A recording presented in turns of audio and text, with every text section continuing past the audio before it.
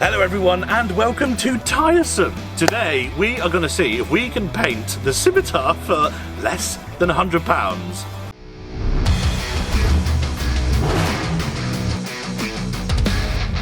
That's right everyone, £100-ish to repaint the scimitar. For those of you who haven't seen it before, there are some questionable choices of the previous owner.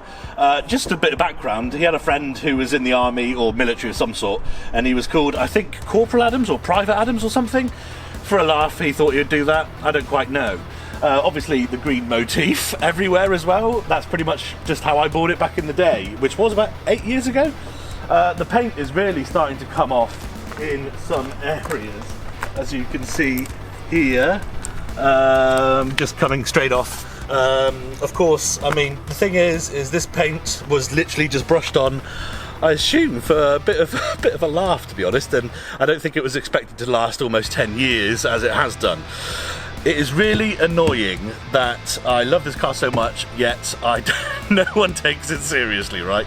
And I want to change that. I want to have a colour that I like, and I want to have it done fairly okay-ish. I'm going to do it myself, obviously. And speaking of the previous owner, we're going to be starting with the roof. And in the centre of the roof is a metal panel. Which indeed was put there because the previous owner went on a race day with his friends and they were communicating using CB radios, and he had a magnetic aerial, and of course the scimitar's fiberglass, so he had to have a metal plate in the middle of the roof to put his magnetic aerial. As you can see, it's worse for wear now. It's actually lifting up on one corner, and for some reason it only dawned on me this week that that's actually probably causing quite a lot of water ingress, or at least contributing to a lot of the water ingress inside the car. So the plan is to, this very day, do the roof. We're going to get this plate off, fill what I think are probably just 4 holes for the rivets, and paint it in this primer that you can see here, which is a Techaloid primer.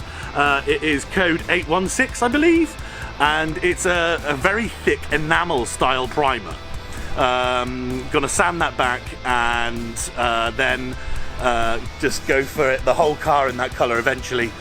Do some filler around the places as well. There's on the front of some of the wheel arches, there's some questionable things going on that could do with smoothing down as well. On account of one of these rivets, as you can see, is already popped out without my assistance. That just happened at some point. It might be that using this little pry bar, I can actually just pop the other 3 out because they're somewhat corroded or weak or whatever. But I thought I would try this method before getting the grinder involved. See what happens. Yes I can, or at least the front 2. The back 2 are less corroded, but still happy to pop out. My god. Okay, so the previous owner did put some sealant under here, so I am happy that they at least tried to do something with it. Okay. There we go. I got my angle grinder and everything, thinking I was going to have to grind the tops of the rivets off, but it turns out they were just more than happy to come out as it was. Okay, next step, sand this the hell down. Okay, so it is worth mentioning, this is not going to be a how-to, it's not instructional in any way. I've never painted a car before, I've never done any bodywork really before. This is just me painting my car for hopefully around £100. With that being said, we're going to use a belt sander to go down. What I might do is stand on the sill so I can put a bit of pressure on top. Now, I don't know what grit this is, but it's definitely normally too thick for bodywork. But hopefully it should be all right. I'm not going to press too hard. I'll just see what happens basically, and we'll just go from there.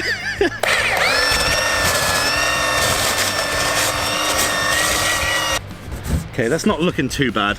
I am going to swap the tool though, because I'm getting low here and I don't want to damage the actual gel coat, or else we'll have a porous car. This has got 50 grit on it.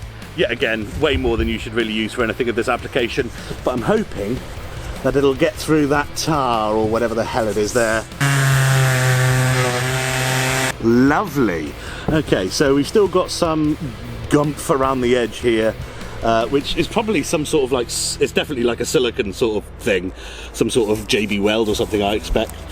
And then this stuff here, which actually I think might be better to get off with something sharper. It does irk me to be doing this on top of paint, but I don't really care too much about the old paint, as you can tell.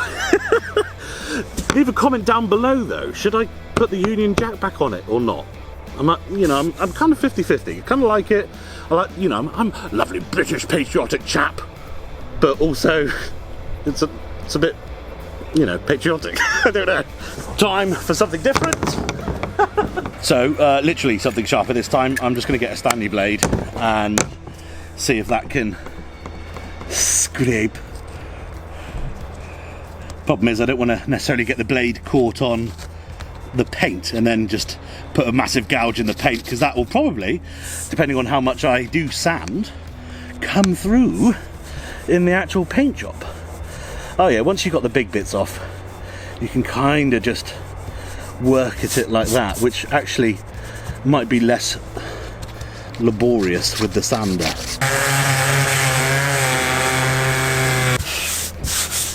Oh, that's good. Oh, I tell you what,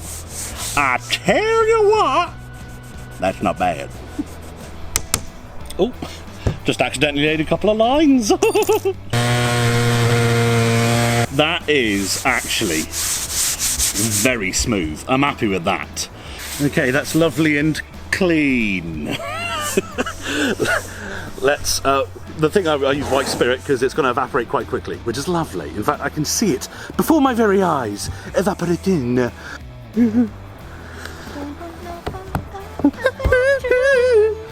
Here we have some P38 body filler. Americans call it bog. No. Americans call it bondo. Australians call it bog. We call it multi-purpose body filler. And comes with everything you need for a nice healthy life. You got an instruction manual, a little spready spudger, I don't know what you'd call that, the hardener, my favourite, and then metal base, which I assume if I pry up, just to clarify, I've never used this. If we pry this up, it's also very old, it could be completely hard, I have no idea at all, but I can't even remember if I've ever opened it, to be honest.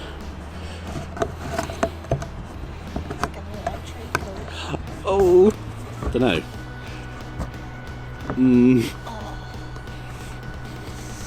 Looks more like arse.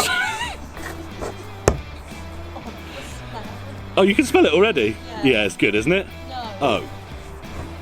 I see. I don't know if that's the normal consistency of it.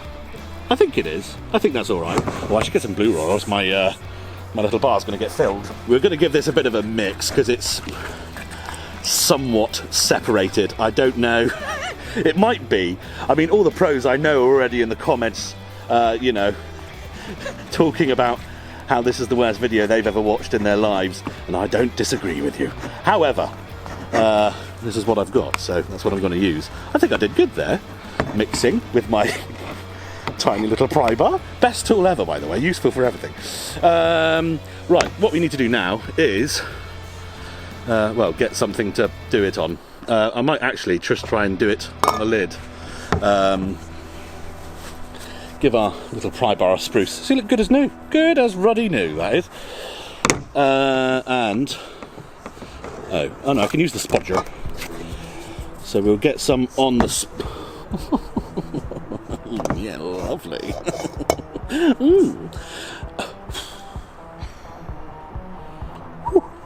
I'm having an out-of-body experience. I'm sure there must be a warning sign that says you've got to wear a mask.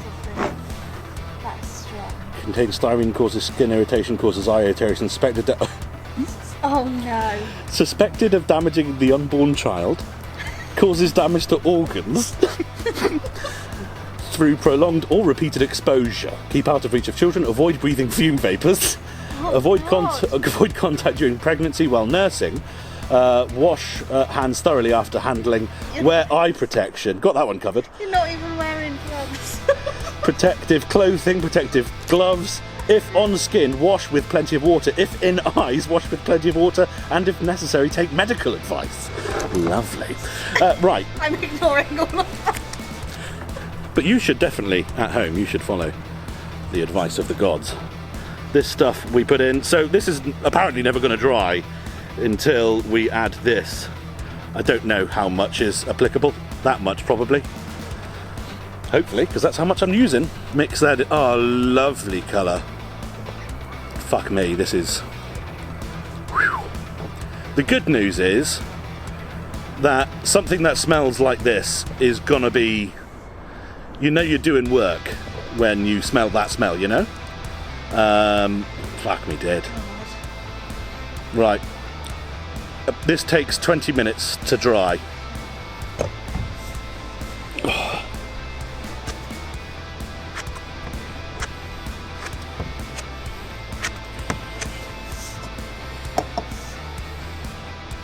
You go there, you go there, you go there. Yet again, the professionals are just fucking shouting at me, ripping their dicks off on the other side of the screen.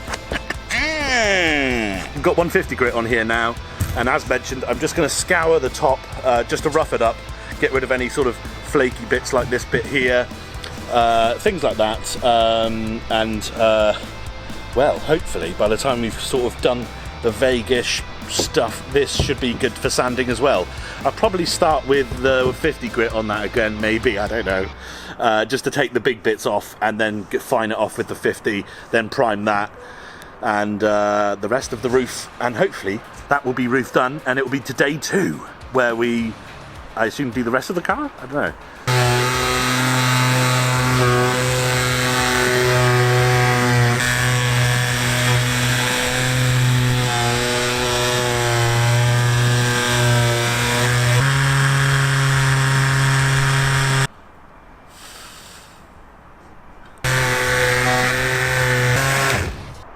Sanded. Worth mentioning, everyone, I know it looks crap and everything, blah blah blah.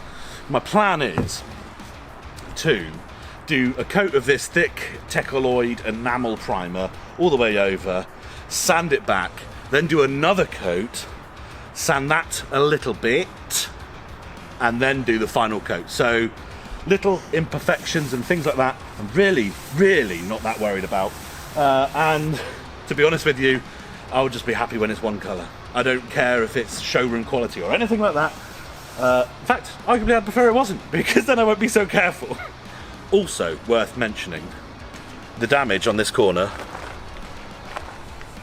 that my lovely friend Pete did.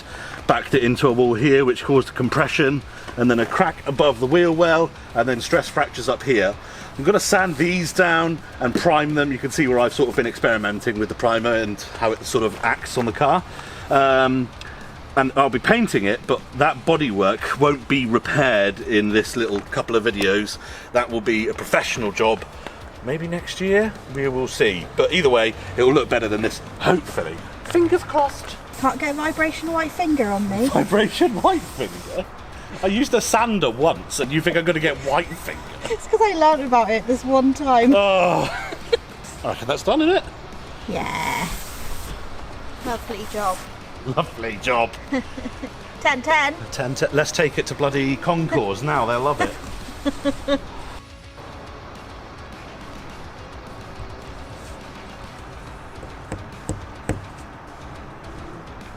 It's hard.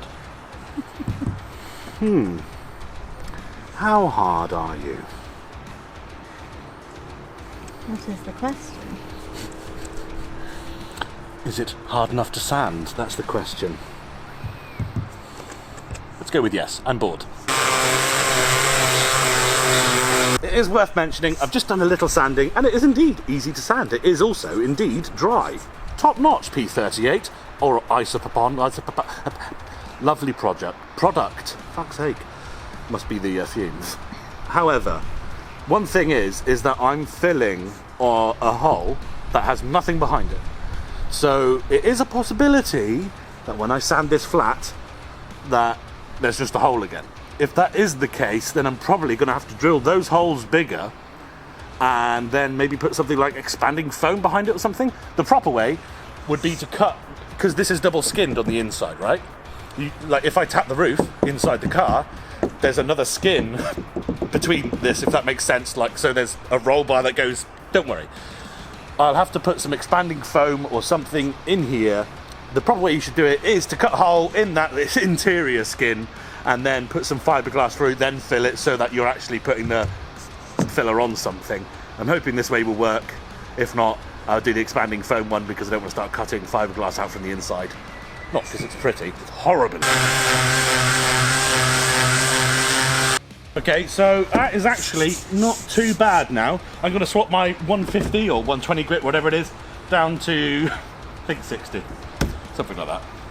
Just for that smooth finish.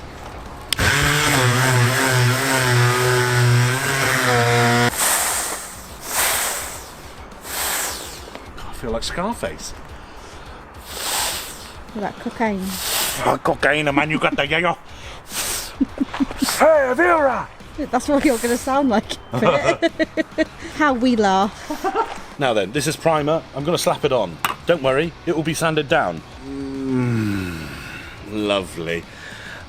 Say goodbye to the Union Jack, everyone. It's been nice knowing it.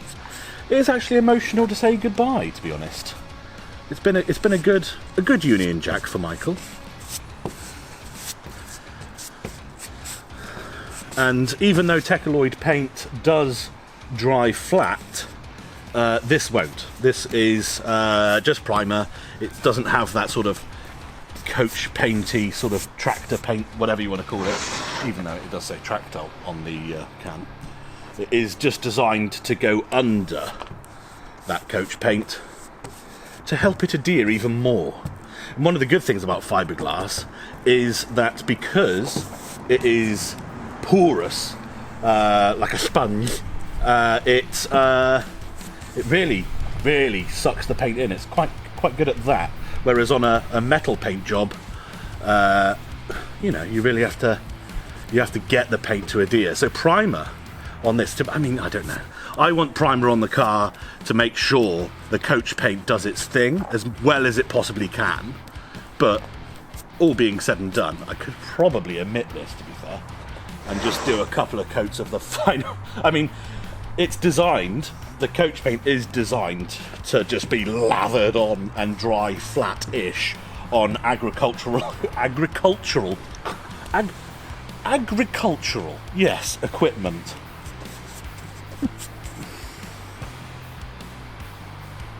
I don't know how much of this paint I'm going to go through. It's worth mentioning though, this little 1 litre pot was my tester pot, and I have got another 5 litres of it, you know, for fun.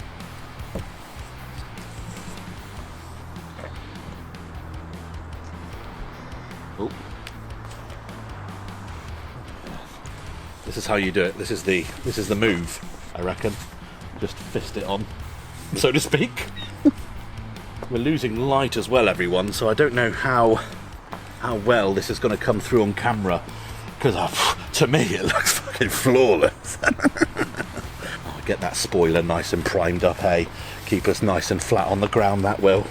Good news is though, if it rains overnight, then it'll just run down the rest of the car. Saves me a job, doesn't it?